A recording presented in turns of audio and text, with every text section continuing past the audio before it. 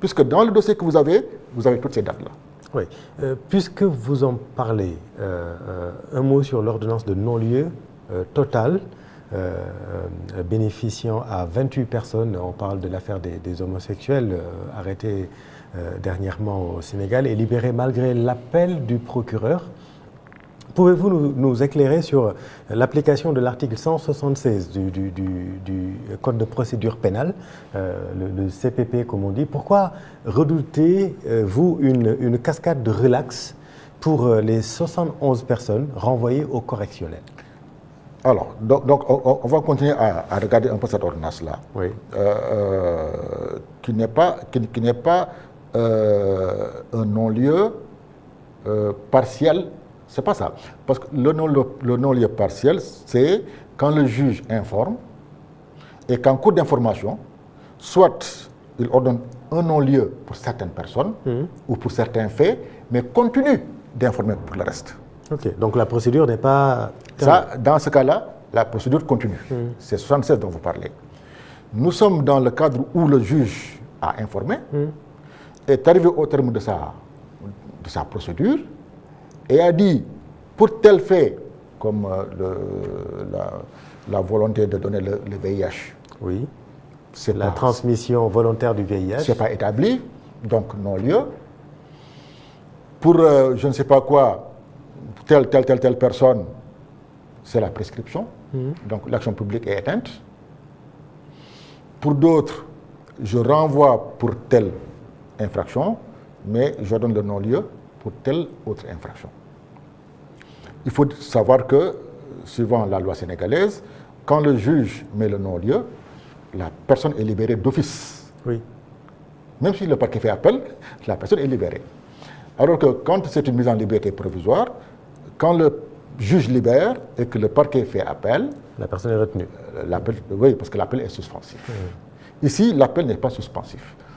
Si le juge arrive au terme de son instruction et met une ordonnance de non-lieu, malgré l'appel du parquet, ces personnes vont sortir. Mais le problème n'est pas la sortie. Je reviens toujours sur cette ordonnance-là en disant toutes les personnes qui ont bénéficié de cette décision sur l'action publique, la prescription, ont été arrêtées de façon arbitraire. Parce qu'elles n'avaient rien à faire là-bas. Absolument rien à faire là-bas. Puisque le juge aurait dû savoir, au moment de poser l'inculpation, que les faits se sont déroulés à telle date, et qu'à la date de l'inculpation, il y avait plus de 3 ans. Donc ces homosexuels, comme pour les appeler comme ça, entre griffes, ont été arrêtés pour rien, c'est ce que vous nous dites? C'est de la détention arbitraire. C'est plus grave que ça, c'est de la détention arbitraire. Puisque garder quelqu'un pendant 4 mois, 5 mois, 6 mois, pour dire que les faits sont prescrits, c'est une détention arbitraire. Puisque qu'est-ce que fait le juge? Il a les faits comme ça, il dit, bon, écoutez, c'est pas grave, je vais informer, et à la fin, je vais la laisser partir. Bon, mais 4 mois, 5 mois en prison, mais même un jour en prison, c'est trop, quand les faits sont prescrits. Puisque la prescription, c'est une cause grave. L'action publique est éteinte, il n'y a plus d'infraction. Alors, pour la transmission volontaire, qui a aussi posé beaucoup de problèmes, bien sûr. Puisque sur le plan social, sur le plan médical, on a mis la situation sanitaire de ces personnes sur la place publique. On a violé le secret médical. Et après on dit, non, elles n'ont pas cherché à transmettre le sida volontairement. Oui. Cette affaire a été mal gérée, vous croyez? Non-lieu. Oui, c'est pourquoi je dis, le garde des Sceaux ne doit pas s'arrêter au flagrant délit. C'est vrai que le flagrant délit, c'est toute la pègre qu'on ramasse, qu'on amène tous les soirs dans les fourgons de police. Il faut voir dans quelles conditions les citoyens sénégalais ou les justiciables, qu'ils soient sénégalais ou étrangers, sont mis en détention. C'est ça le problème. Puisque la détention, c'est pas de la blague. Amener quelqu'un en prison, c'est pas seulement de la détention, mais poursuivre quelqu'un, c'est pas de la blague. Surtout pour une infraction qui porte atteinte à la réputation, à l'honneur, à la dignité, et qui touche aussi à la famille. Bien sûr. Les enfants, les épouses, les pères et mères, les frères et sœurs, tout le monde en souffre. Un dossier comme ça, on ne peut pas l'engager parce que simplement, il faut lutter contre... Il y a une clameur populaire. Vous savez, Oui. moi je me suis amusé, M. Diop, à regarder. Alors, quand on regarde les textes religieux, on parle de Sodome. Oui. Sodome, c'était avec le prophète Lot. C'était, j'ai lu, entre 2000 et 2500 ans avant le prophète. Oui. Sallallahu alayhi wa sallam. Entre le prophète et nous, il y a à peu près 1400, 1500 années. Donc, entre Lot de Sodome et nous, il y a 4000 ans. 4000 ans. Et personne n'a jamais pu arrêter l'homosexualité. Pourquoi? Dieu a puni tout un peuple, le peuple de Sodome. Oui. Le peuple de Sodome. Oui. Parce qu'il faisait ces choses-là. Sodome et Gomorrhe. Sodome et Gomorrhe. D'ailleurs, ils ont donné le verbe sodomiser. Oui. Bien, le prophète Lot n'a pu rien faire. On est arrivé jusqu'au prophète Mohammed, sallallahu alayhi wa sallam. Il a défendu. Il n'a pu rien faire. Et ça a continué jusqu'à nous. Vous pensez que c'est nous, un procureur par-ci, un juge par-là, qui vont arriver à mettre terme à cette histoire-là? J'ai discuté avec un aîné, qui n'est pas n'importe quel aîné, puisqu'il a été le premier président de la Cour suprême et le président du Conseil constitutionnel, Pape Oumar Sakho, qui est un aîné avant d'être un collègue. Et un ami aussi. Il m'a dit, mais Ousmane, vous savez, tant que c'est les femmes qui vont accoucher pour donner naissance à des personnes, l'homosexualité va rester dans ce monde-là. Tant que c'est les femmes qui vont donner la vie, on aura l'homosexualité. Ça, on peut le dire sans défendre l'homosexualité.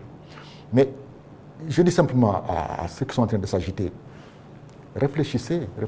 Regardez, vous avez les textes religieux, vous êtes des imams, vous êtes des érudits. Regardez depuis lors jusqu'à présent, qui a pu mettre un terme à ce phénomène-là? La preuve, plus on en prend, et plus ça continue. N'est-ce pas? Oui. Jusqu'à hier ou avant-hier, j'ai lu qu'ils ont pris à gauche, ils ont pris à droite, etc. Oui. Les gens s'en moquent éperdument. Il ne faut pas... Enfin, les gens s'en moquent. C'est que ceux qui vivent de ça. L'homosexualité est rejetée par la société sénégalaise. Oui, je dis. Et par la loi maintenant. Oui, je dis. Je pense que ceux qui vivent ça, ne seront pas impressionnés par les arrestations.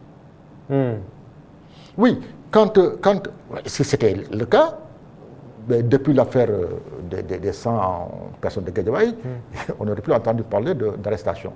Hier seulement, je lisais qu'ils ont arrêté, je ne sais plus, à Kaoula, ou je ne sais pas où. Ouais. Ça continue. Donc, ceux qui sont dans ça continuent malgré les arrestations. Et puis, honnêtement, je pense qu'on ne peut pas mobiliser la justice pour traquer une partie de la société. Ces gens n'ont pas été traqués. Mais dès lors que c'est rejeté par la société et puni par la loi, comment faire? Le vol est rejeté par la société et puni par la loi. L'escroquerie, l'abus de confiance, le viol, excusez-moi, tout ça c'est puni. Mais pourquoi ça ne fait pas l'actualité? Le problème dans l'homosexualité, c'est qu'on monte la société contre une catégorie de citoyens. Vous voulez dire qu'on en fait trop au Sénégal? On en fait trop inutilement. Quand j'ai vu le procureur de Guédiawaye, qui est un jeune frère, on habite le même village. Saliou Dicko? Ouais, on habite le même village, c'est mon jeune frère.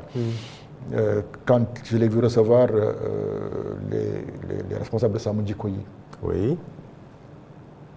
J'ai dit, il aurait pu ne pas le faire, puisque la justice n'est pas rendue au bénéfice d'un groupe, quel qu'il soit.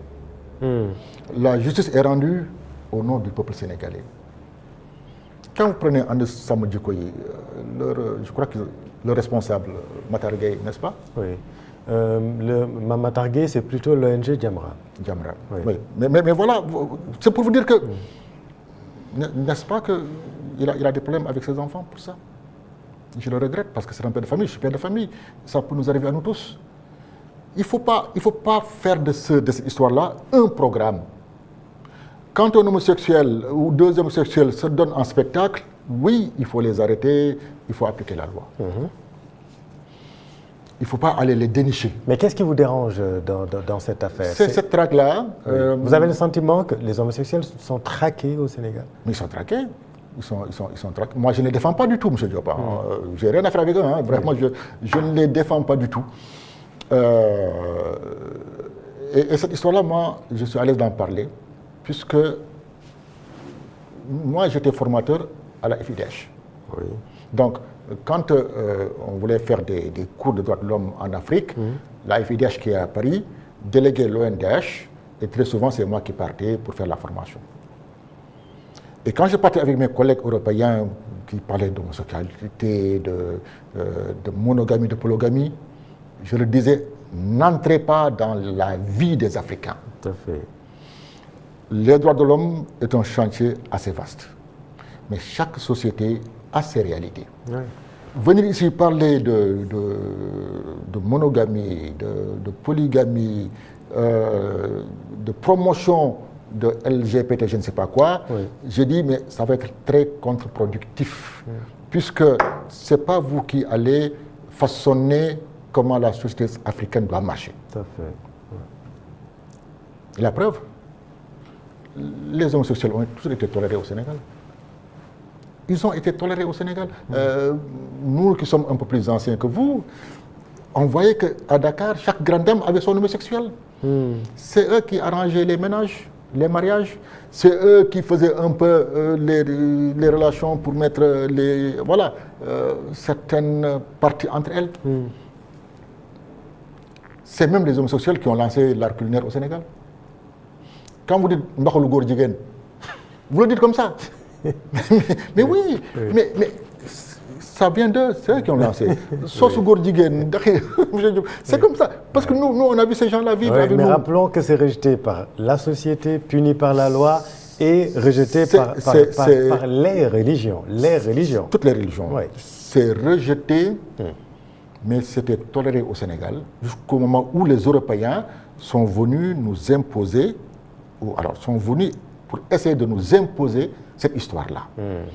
C'est ça qui a intéressé les Africains. Oui, bien sûr. Le président Macky Sall l'a dit devant Justin Trudeau, l'a dit devant Barack Obama. Je dis, mais c'est pas... Et moi, je l'ai dit plus d'une fois devant des collègues avec qui je faisais de la formation. Je disais, mais arrêtez d'essayer de formater notre société par rapport à votre vision à vous. Oui, à votre agenda.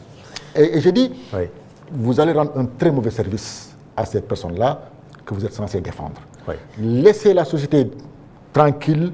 Elle a déjà trouvé des ressorts pour vivre en harmonie avec tous ces gens-là. Oui. Et malheureusement, ce n'était pas fait. Oui. Mais je ne les défends pas du tout. Oui, j'entends bien. Alors, on va terminer cette émission par une autre partie qui concerne la reddition des comptes, le pôle judiciaire financier et surtout l'affaire Azer. Les 37 milliards qui défrayent toujours la chronique. Le parquet financier vient d'annoncer l'ouverture d'une information judiciaire, donc association de malfaiteurs, détournement de deniers publics, corruption, blanchiment.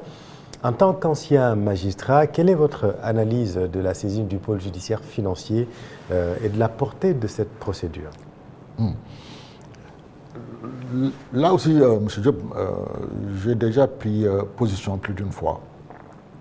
Et parfois, je n'ai pas été compris. Oui. Certains ont pensé, et même des magistrats, que je m'attaquais à mes anciens collègues. J'ai dit, mais non, vous n'avez rien compris. Puisque vous, on vous a confié un rôle éminent. Tout le monde attendait cette reddition. Puisque la reddition des comptes, ça ne date pas de maintenant, ça date de 2000. Les gens avaient donné le pouvoir à Wade pour qu'enfin les barons du PS puissent être traqués et punis. Et je l'ai écrit. Wade il a déclaré le pouvoir, il a nommé des audits. Et quand il a eu les résultats, il en a profité pour organiser la transhumance. Oui. Voilà ce qu'il en avait fait. Oui. Voilà. Wade parti, les gens disaient à Macky Sall, non, vraiment, maintenant, ces libéraux-là, tout ce qu'ils ont fait, maintenant, il faut qu'ils rendent compte. Bon, lui, il a choisi de poursuivre Karim Wade et puis c'est tout. Bon, c'est pour des raisons personnelles. ça lui a coûté ce que ça lui a coûté, Ouais. et ça a coûté au Sénégal ce que ça a coûté au Sénégal.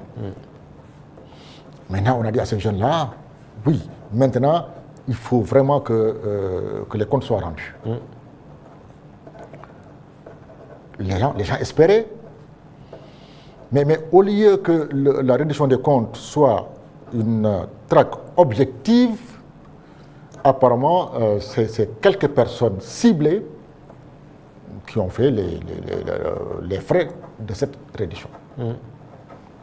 Et malheureusement, les dossiers étaient tellement mal montés qu'on a mis tout dans un même sac. Affaire Acer, affaire Farba Ngom, affaire Taïroussa, toutes ces affaires-là, Mansour Faye, machin, on a tout mis ensemble. De sorte que les dossiers, comment je peux les appeler là, les dossiers frivoles là, qui n'avaient rien à faire là, on finit par cacher les vrais dossiers, comme le dossier Acer. Parce que tout le monde parlait de Farba Ngom. C'est un vrai dossier, le dossier Azer. Mais tel que c'est présenté, oui. Et puisqu'on sait qu'il y a de l'argent qui est sorti, 37 milliards, cet argent n'a jamais bénéficié au Sénégal. Et maintenant, il faut chercher à savoir où est-ce qu'il est passé. Oui, ça c'est